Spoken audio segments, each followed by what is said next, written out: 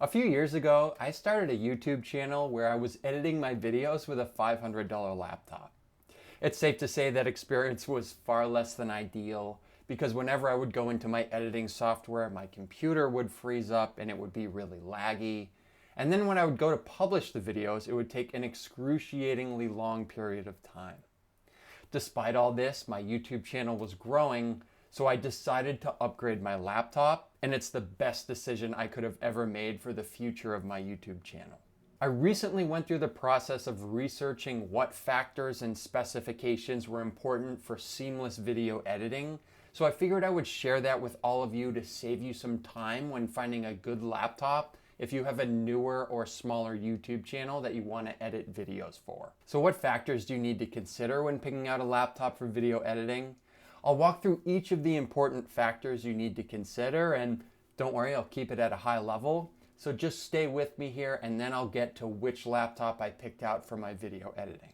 The first factor we need to talk about, and it's arguably the most important, is the central processing unit or CPU of your laptop. Your CPU is basically just the brains of your laptop, and it's used to carry out all of the actions that your laptop is performing. So in other words, it's very important for rendering, when you're editing videos, when you're carrying out any of those actions, you need to make sure that you have an adequate CPU to perform those tasks. The three different types of CPUs you'll see in laptops, you'll see AMD or Intel, those are for Windows laptops, or you'll see Apple Silicon, and that's for Mac laptops. The general rule of thumb is the newer the generation of CPU, the better it will be at performing tasks for your laptop. So when it comes to video editing, you're going to want a newer generation of processor just to make sure it can handle all of your editing tasks and your rendering of videos. I'll flash up the newest versions of each generation or each different type of processor just so you can get familiar with what you'll be looking for. The next important factor here is RAM, or random access memory. The best way to think about RAM is it's essentially your laptop's short-term memory. So the more RAM that your laptop has, the better it will be at multitasking. In other words, if you have multiple applications open, if you're editing software and then you're editing thumbnails, if you're performing these different tasks, if you have a lot of RAM, your computer will be able to do that without freezing up. When it comes to how much RAM you need, the general recommendation is you need at least 16 gigabytes of RAM for basic 1080p or 4K editing. But if you want to make sure you have a seamless experience, 32 gigabytes will be a better option there. The next factor we need to talk about here is your GPU, or graphical processing unit. Your GPU does exactly what it sounds like. It processes any graphics related workflows that your laptop is doing. So in particular, what you'll see is your GPU will help you when you're rendering videos, and it will also allow you to play back your timeline of your video in a smooth manner and high quality without any lagging issues. Additionally, your GPU is used for any animations, any AI or color changes you're making to your video. All of this uses your GPU. When it comes to the horsepower of your GPU, it's expressed in vRAM, and similar to regular RAM, the more vRAM you have, the better your laptop will be at rendering videos, at a smoother timeline playback, at implementing these graphics changes or color changes that you're going to be performing. I should also mention that the editing software you use will determine how much of an impact your GPU will have on your experience. If you use DaVinci Resolve like I do, you'll have a great experience the more GPU that you have, because DaVinci Resolve heavily relies on the GPU of your laptop. If you're using Adobe Premiere for editing, your GPU will have a similar impact because Adobe Premiere leverages your CPU and GPU when performing these editing tasks. If you're using Final Cut Pro, it will be harder to determine the impact of the GPU on your editing experience, and that's because with Mac laptops, they integrate their CPU in their GPU, so they won't have a dedicated GPU like you'll see in Windows systems. But the general recommendation is you have at least 4 gigabytes of VRAM if you're going to be performing 1080p editing. But if you want faster render times and you're thinking you might move to 4K videos and 4K editing at some point, 8 gigabytes of VRAM might be a better choice there. The next few factors here you should already be familiar with. when it comes to the storage of your laptop, that's your laptop's long-term memory, and that's what you use to store your audio and video files that you use for making your videos. I recommend that you have a decent amount of storage here because the more storage you have, the more artifacts you'll be able to keep on your laptop itself. If you're going to be using an external hard drive or something like that, or maybe even cloud storage, this is less of a factor. But I like to keep, at least for my recent videos, I like to keep the audio and video files on my laptop itself. So with that said, I recommend at least 1 terabyte of storage. That's a general recommendation. And if your laptop has additional slots where you can add more storage to it, that's a great benefit because you can expand it out in the future if you need more space. The next factor to consider is the display and portability of your laptop. Basically, the better your display is, the better your experience will be when editing videos, and also if you're watching other YouTube videos or surfing the internet.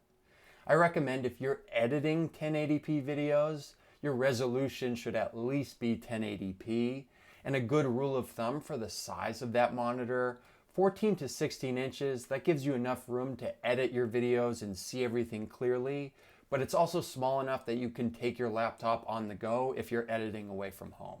The next step up from 1080p resolution is 4K, and that will give you an awesome experience editing your videos, or just when you're using your laptop for personal use, surfing the internet, watching other YouTube videos. 4K is a beautiful display, so that's something you might want to consider if you use your laptop for other things. The last factor to consider, and this is less important from a performance standpoint, but it helps a lot when it comes to convenience, is if the laptop has an SD card reader. That's super helpful if you record your audio separately from your video.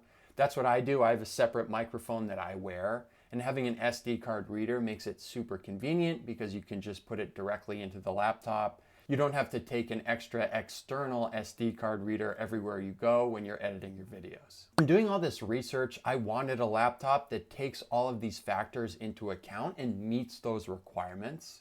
So what laptop did I choose? Let's get a little drum roll here, please. I selected the Asus ProArt P16 laptop, and honestly, I couldn't be happier. The Asus ProArt P16 checks all the boxes here that we talked about. It has the newest generation of processor for their laptops, which is called the AI series. It has 32 gigabytes of RAM, which is exactly what I was looking for seamless editing. I previously had 16 gigabytes of RAM in my laptop, and my computer would freeze up and it was really slow. So now I have no issues when I'm editing, and I can have multiple applications open at the same time. I also get a night and day experience when it comes to the GPU of this laptop.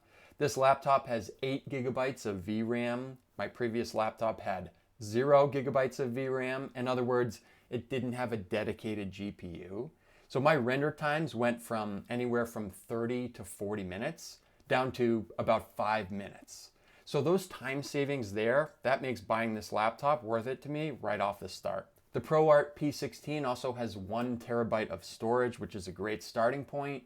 It also has the ability to add more storage to it if I run out of space. I'd love to see in the comments section if there's anyone that wants me to make a video about how to add storage to the ProArt P16. I'll eventually have to do it anyway, so just let me know if that's something you're interested in.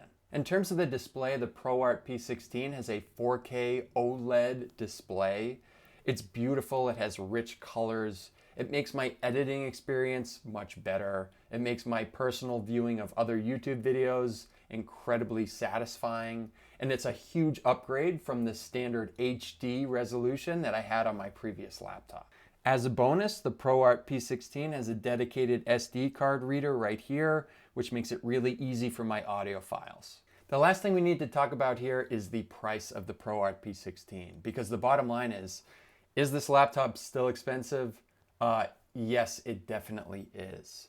But what I realized is when it comes to video editing in the future of my YouTube channel, this is about what you're going to be paying if you want a good video editing experience and you want your laptop to have enough room for you to grow and advance your channel in the future.